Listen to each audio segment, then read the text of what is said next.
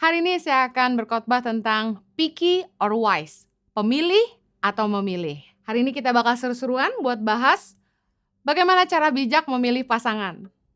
Milih atau pemilih? Saya mau awali dengan bilang, milih harus dong. Emangnya nikah gampang? Nikah itu one way ticket, no turning back, no refund. Kalau bagus, puji Tuhan. Kalau jelek, nggak bisa dikembalikan. Nikah itu mempercayakan hidup kita kepada seseorang seumur hidup. Jangan sampai hidup kita dan masa depan kita berikan kepada orang yang salah. Jangan sampai jatuh ke tangan yang salah. Demikian juga dengan anak-anak yang akan kita lahirkan. Jangan sampai lahir dari orang yang salah. Sebaliknya, pemilih adalah orang-orang yang punya standar yang terlalu tinggi sampai nggak sadar diri. Beda ya. Memilih harus, karena nikah tidak mudah. Kita tidak mau hidup kita jatuh ke tangan yang salah. Sedangkan pemilih adalah orang yang punya standar yang terlalu tinggi, sampai-sampai tidak sadar diri. Pertanyaan hari ini, apakah Anda picky atau wise? Apakah Anda pemilih atau memang hanya memilih? Bijaksana untuk membuat keputusan yang tepat buat masa depan Anda. Apa yang membedakan picky or wise? Yaitu apa yang menjadi bahan pertimbangan. Esensi atau tidak esensi. Apa sih esensi? Esensi adalah tidak bisa tidak, kudu, wajib, harus. Kita kalau mau bahagia, punya pernikahan yang harmonis, yang hidupnya sejahtera, ada hal-hal yang esensi yang harus jadi pertimbangan.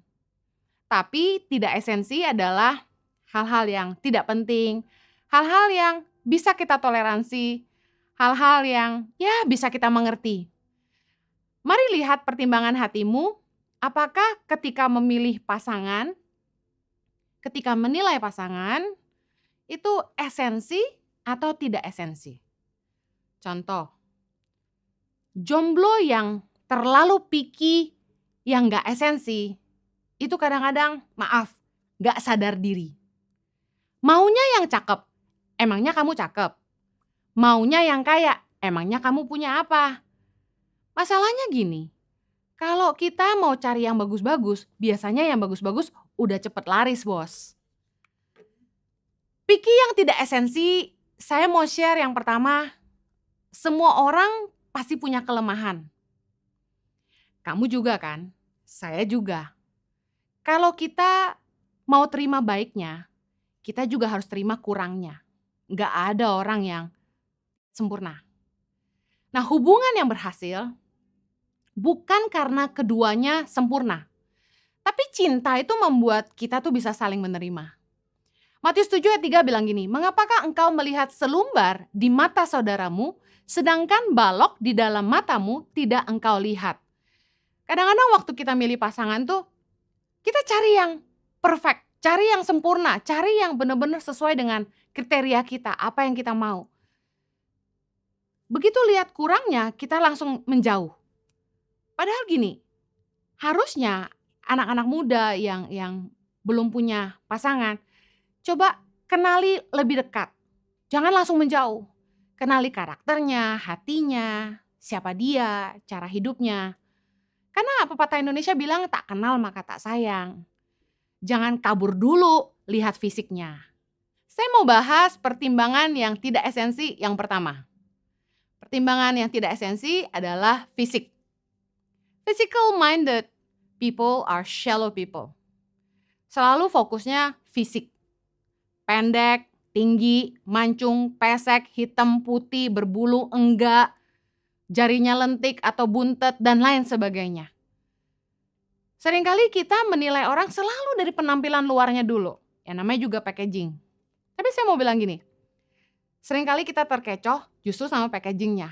Dari luar kelihatan bagus tapi dalamnya enggak kan. Makanya kalau ketemu orang, jangan menjudge, jangan langsung memberi penilaian dari fisiknya. Kenali dulu orangnya. Banyak orang yang dari luar kelihatan biasa. Tapi saya mau bilang gini, fisik, penampilan luar itu bisa di-upgrade. Ada uang, ada barang. Mau bikin cakep kayak gimana? Bisa. Gigi bisa ditanam, rambut bisa ditanam, hidung bisa dimancungin, apa aja bisa. Kulit aja bisa diputihin katanya. Tapi masalahnya kecantikan di dalam itu yang gak bisa ada gantinya. Amsal 31 ayat 30 bilang, kemolekan adalah bohong dan kecantikan adalah sia-sia. Tetapi istri yang takut akan Tuhan dipuji-puji. Kenapa firman Tuhan bilang kemolekan adalah bohong? Karena kadang-kadang kita tertipu sama penampilan luar orang. Kelihatan cantik, tapi dalamnya parah. Kecantikan tidak bisa dari luar aja.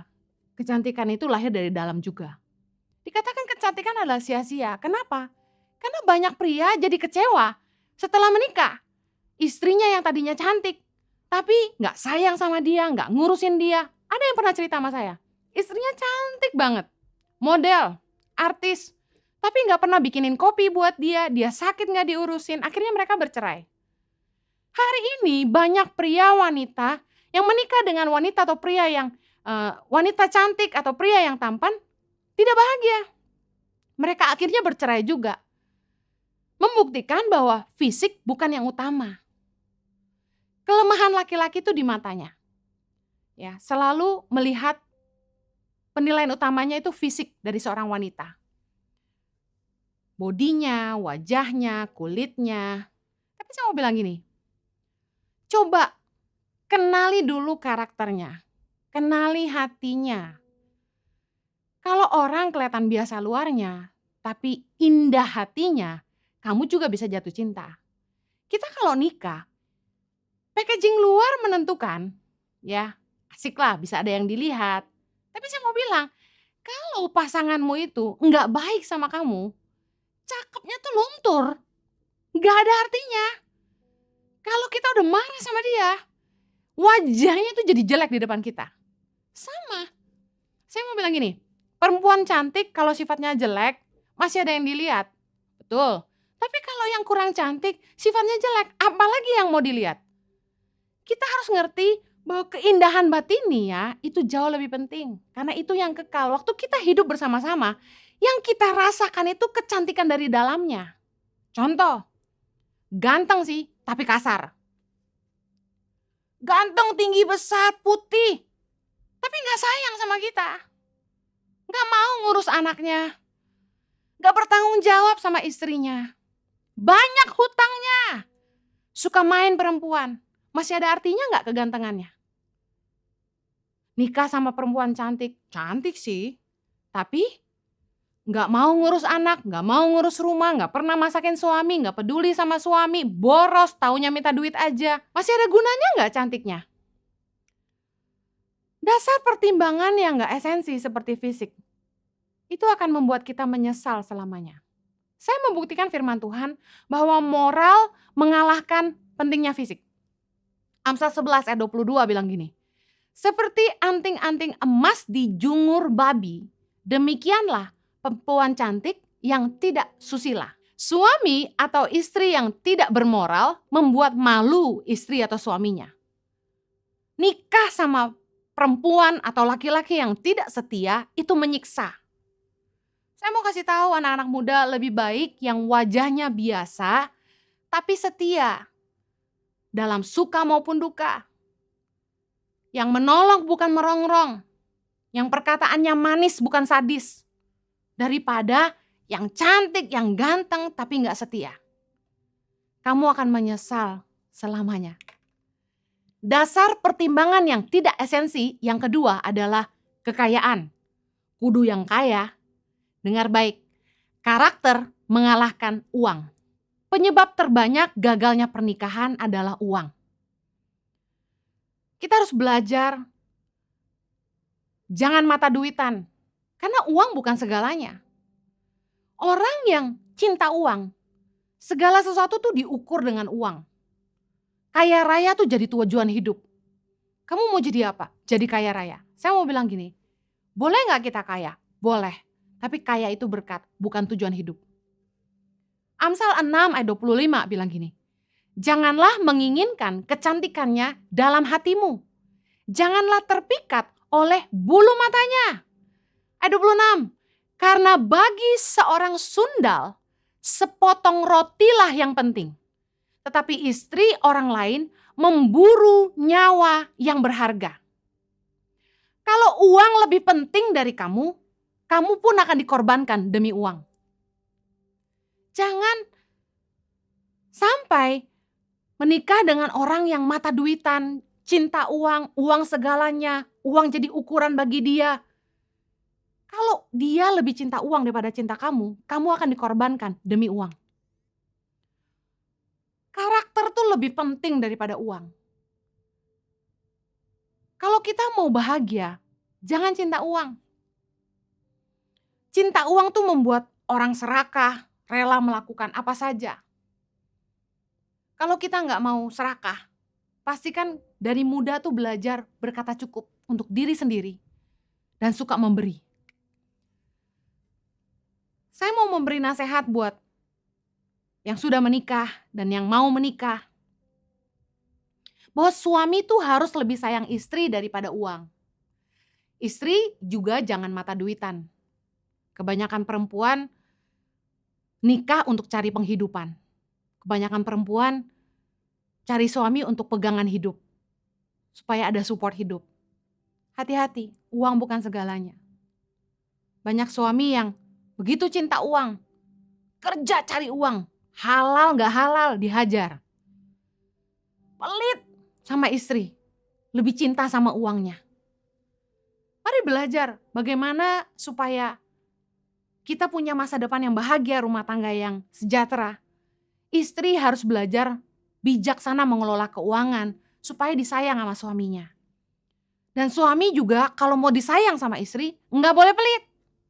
Amsal 31 ayat 11 berkata, hati suaminya percaya kepadanya, suaminya tidak akan kekurangan keuntungan. Banyak istri-istri ngeluh, suaminya nggak pernah nitip duit ke dia, nggak pernah kasih tahu penghasilannya berapa. Sebenarnya sederhana. Apakah istrinya adalah seseorang yang bijaksana mengelola keuangan? Makanya penting bagi para istri, kalau punya waktu luang, bekerjalah.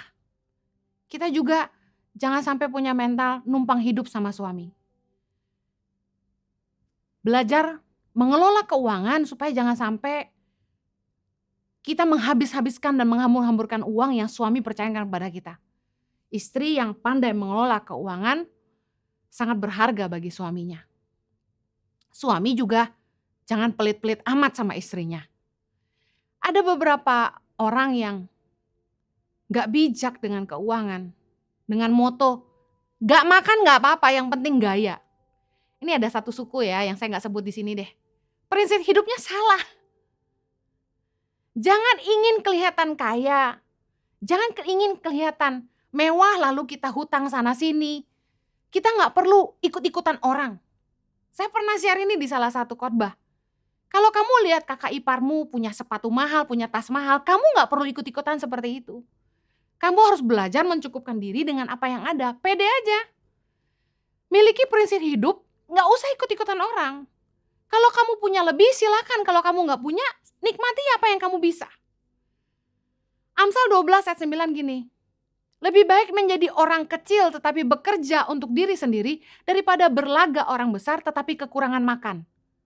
Pedoman orang yang gak makan gak apa-apa yang penting gaya itu salah, kata firman Tuhan. Bijaksanalah mengelola keuangan. Jangan menilai orang dari kekayaan orang tuanya. Karena belum tentu dia kaya ke depannya. Enak ya kalau punya pacar kaya, bisa dibeliin apa aja. Stop mental yang kayak gitu. Jangan punya mental aji mumpung waktu pacaran. Saya mau kasih tahu, harta tuh bisa habis. Pengkhotbah 5 ayat 14 bilang gini. Dan kekayaan itu binasa oleh kemalangan. Sehingga tak ada sesuatu pun padanya untuk anaknya. Saya udah lihat di depan mata saya sendiri bagaimana orang kaya yang pada akhirnya tidak bisa ninggalin apa-apa buat anaknya. Waktu orang tuanya masih hidup, dia kaya raya, tapi begitu orang tuanya tidak ada, dia tidak punya apa-apa. Jangan menilai seseorang karena orang tuanya kaya. Yang anak orang kaya juga jangan merendahkan anak yang berasal dari keluarga yang tidak kaya. Karena yang membuat orang kaya itu kekuatan dari Tuhan dan karakternya. Ulangan 8 ayat 18 bilang gini.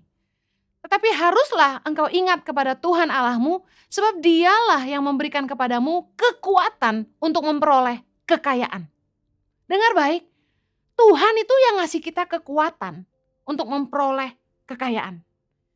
Jadi fokus kita harusnya bukan kepada kekayaannya, tapi melihat apakah orang itu punya iman kepada Tuhan. Orang yang sungguh-sungguh hidup takut akan Tuhan, pasti diberkati Tuhan. Saya percaya dalam hubungan, ada yang lebih penting dari uang. Kesederhanaan dan penghargaan jauh lebih baik daripada kelimpahan tapi penuh dengan penghinaan. Salah satu masalah terbanyak dalam pernikahan selain uang adalah tidak adanya nilai penghargaan dalam hubungan. Tidak saling menghormati, tidak saling menghargai. Di dalam hubungan, biasanya fokusnya siapa takut sama siapa. Hubungan itu bukan tentang siapa yang ditakuti, tapi bagaimana kita saling menghormati. Laki-laki nggak boleh kasar, tapi perempuan juga tidak boleh kurang ajar. Sekalipun kamu berasal dari keluarga yang lebih kaya daripada pasanganmu, kamu harus bisa menghargai pasangan. Kalau sudah nikah, jangan mengandalkan orang tua atau mertua. Orang yang aji mumpung mengandalkan kekayaan orang tua atau mertua itu biasanya tidak akan dihargai oleh pasangannya. Kita harus belajar saling menghormati. Efesus 5 ayat 28 dan 33 mengajar kita bagaimana suami harus mengasihi istrinya dan juga istri harus menghormati suaminya. Dua-dua harus saling menghargai. Dimulai dari masa pacaran, kita harus saling menjaga supaya di dalam hubungan ada nilai penghargaan. Bagaimana supaya kita tetap dihargai, jaga kekudusan. Yang laki-laki jangan kasar, yang perempuan gak boleh kurang ajar. Siapa sih yang gak mau punya masa depan yang baik? Punya pasangan yang baik, rumah tangga yang harmonis, keuangan yang diberkati, perlindungan Tuhan atas kesehatan, berkat Tuhan atas keturunan. Tapi mari kita lihat rahasia firman Tuhan. Bagaimana kunci punya hidup yang diberkati. Mazmur 1 ayat 1. Berbahagialah orang yang tidak berjalan menurut nasihat orang fasik, yang tidak berdiri di jalan orang berdosa, dan yang tidak duduk dalam kumpulan pencemooh. Tetapi yang kesukaannya ialah Taurat Tuhan, yang merenungkan Taurat itu siang dan malam. Ia seperti pohon yang ditanam di tepi aliran air yang menghasilkan buahnya pada musimnya, dan yang tidak layu daunnya, apa saja yang diperbuatnya berhasil. Orang yang takut akan Tuhan, hidup dipimpin roh Tuhan dan kebenaran firman, jaminan firman Tuhan, hidupnya pasti diberkati Tuhan. Kalau kita ingin punya pasangan yang bisa membuat kita punya kehidupan yang baik dan sejahtera, dengar baik, fokusnya bukan kekayaan harusnya. Fokusnya lihat apakah dia hidup dalam takut akan Tuhan dan lihat siapa yang ada di sekelilingnya. Karena Mazmur 1 ayat 1-3 menjabarkan dua kunci keberhasilan dalam hidup. Yang pertama, siapa yang ada di sekeliling kita. Mitra bisnis Anda menentukan keberhasilan perusahaan Anda. Saya teringat ada orang yang pernah memulai bisnis, join dengan teman-temannya. Nah, dia anak Tuhan, lalu dia join bisnis dengan orang yang tidak kenal Tuhan. Yang terjadi ketika mereka buka usaha itu, temannya ini panggil dukun untuk mendoakan tempat usaha mereka. Anak Tuhan ini bergumul, dari awal udah salah, tapi dia tetap teruskan. Apa yang terjadi? Usahanya tutup. Kalau kita mau punya keberhasilan hidup, penting diperhatikan siapa yang kita dengar, siapa yang kita izinkan berpengaruh dalam hidup kita. Karena semua itu menentukan cara pandang, gaya hidup, keputusan, dan masa depan kita. Teman-teman kita menentukan masa depan kita. Kalau kita mau lihat orang itu bakal berhasil atau tidak hidupnya, lihat dengan siapa dia bergaul. Yang kedua, firman Tuhan mengajarkan kunci keberhasilan hidup adalah landasan iman dalam kehidupan. Apakah hidupnya dipimpin oleh roh Tuhan dan kebenaran firman? Harusnya fokus kita bukan kekayaan, tapi lihat iman orang. Saya mau tutup dengan dasar pertimbangan yang esensi. Kalau tadi tidak esensi, fisik, kekayaan. Apa yang esensi? Yang esensi adalah iman. Orang yang takut akan Tuhan itu, kata firman Tuhan, tidak berbuat jahat sama sesamanya. Amsal 16 ayat 6 bilang, karena takut akan Tuhan orang menjauhi kejahatan. Saya percaya karakter yang baik itu lahir dari takut akan Allah. Karakter adalah cerminan ibadah. Hidup orang itu adalah ibadah kepada Allah. Kalau kita mau lihat apakah seseorang takut akan Tuhan, mari lihat karakternya. Amsal 8 ayat 13 berkata, takut akan Tuhan ialah membenci kejahatan, benci kepada kesombongan, kecongkakan, tingkah laku yang jahat, dan mulut penuh tipu muslihat.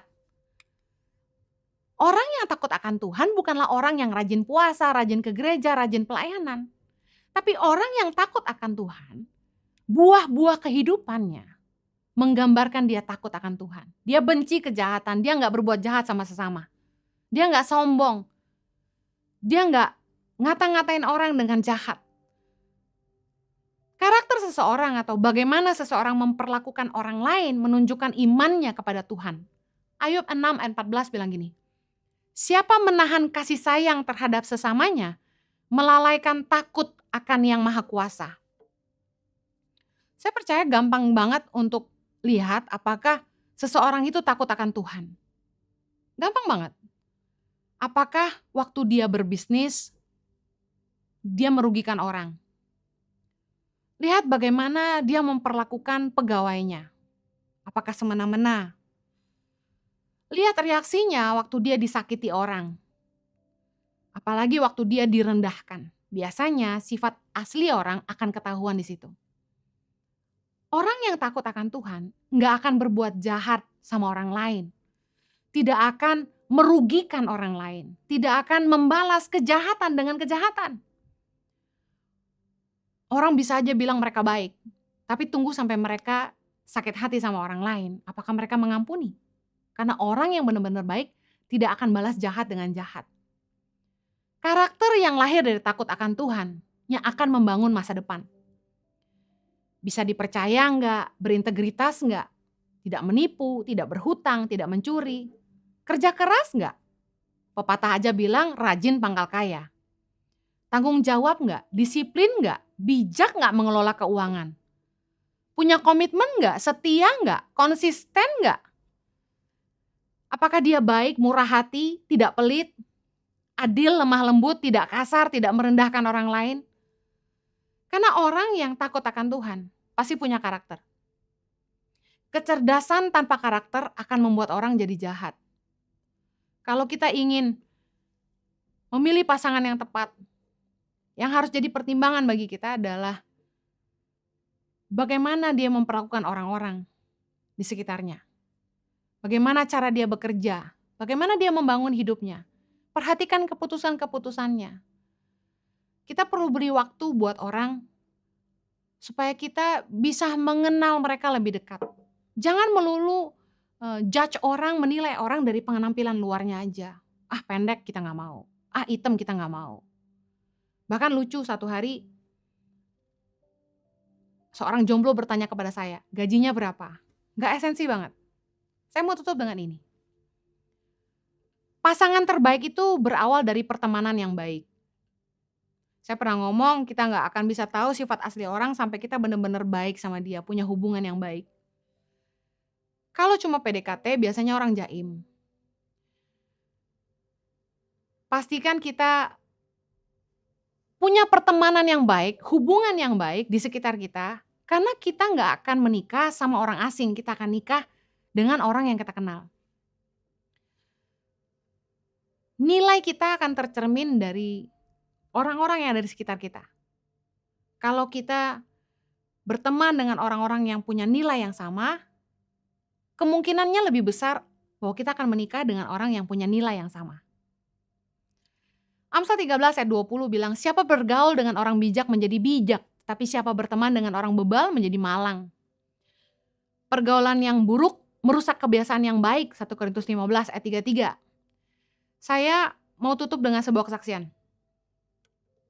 milih pasangan yang esensi itu gini, kita mesti betul-betul melihat apakah karakternya baik, yang kedua apakah orang ini betul-betul bisa membawa kita ke tempat yang lebih baik. Seringkali kita ngikutin nafsu aja, dan ketika hubungan itu dijalankan, kita membiarkan kita dibawa ke arah yang salah. Kita membiarkan pasangan kita, pacar kita, tanpa sadar kita mengizinkan hidup kita dirusak, kita dibawa ke tempat yang salah. Saya kenal seorang anak muda yang begitu cinta Tuhan, begitu berapi-api, dia cinta anak-anak pedalaman, dia datang temui saya dan dia bilang, Kak Heni harus bantu anak-anak di pedalaman ini, mereka nggak bisa sekolah, nggak ada guru di sana, kampungnya jauh sekali dari kota. Kak Heni harus bantu." Eee, saya senang banget ketemu anak muda ini karena jarang ya ketemu anak muda tuh yang benar-benar punya panggilan yang luar biasa gitu, apalagi buat anak-anak pedalaman. Karena ada kesamaan ini, saya enjoy banget ngobrol sama anak muda ini. Alhasil dia sempat bantu kami untuk kami bisa buka beberapa senter Tangan Pengharapan di daerahnya. Lalu singkat cerita, dia menikah. Kami tidak pernah dikenalkan sama pacarnya, tiba-tiba dia nikah. Nah, setelah dia nikah, dia punya anak. Apa yang terjadi? Dia mulai menjauh, mulai nggak pernah hubungi kami lagi, nggak exciting lagi tentang apa yang bisa kita kerjakan sama-sama buat anak-anak di pedalaman.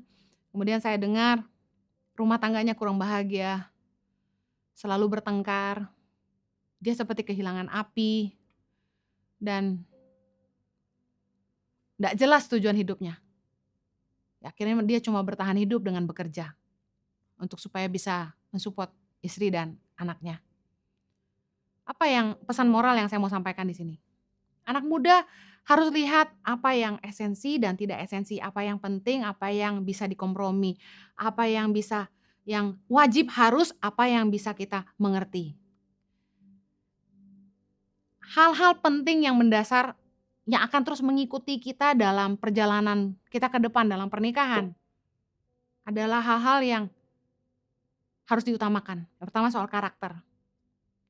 Kalau kita kenal sama dia nggak kaya, mungkin uangnya pas-pasan, dia nggak bisa ajak kita makan di restoran, mungkin cuma makan nasi bebek di warung aja, tapi saya mau kasih tahu, kalau dia punya karakter takut akan Tuhan, dia menghidupi nilai-nilai, punya karakter yang lahir dari takut akan Tuhan, dia rajin, dia berintegritas, dia tanggung jawab, dia komitmen, dia bisa dipercaya. Saya mau bilang, dari nggak punya apa-apa, saya percaya dia akan jadi orang kaya. Rahasia keberhasilan firman Tuhan adalah orang itu harus takut akan Tuhan, hidup dalam kebenaran, dan menjaga hidupnya dikelilingi oleh orang-orang benar.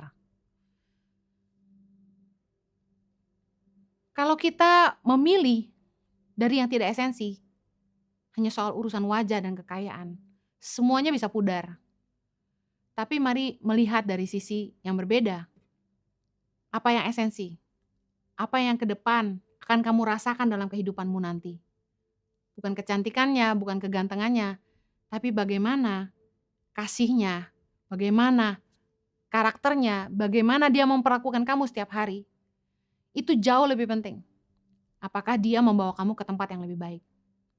Seringkali dalam hubungan, kita bukan dibawa ke tempat yang lebih baik, tapi malah kita kehilangan tujuan hidup kita. Saya berdoa, Anda diberi hikmat oleh Tuhan dalam memilih menilai calon pasangan hidupmu. Ingat, jangan picky, tapi wise.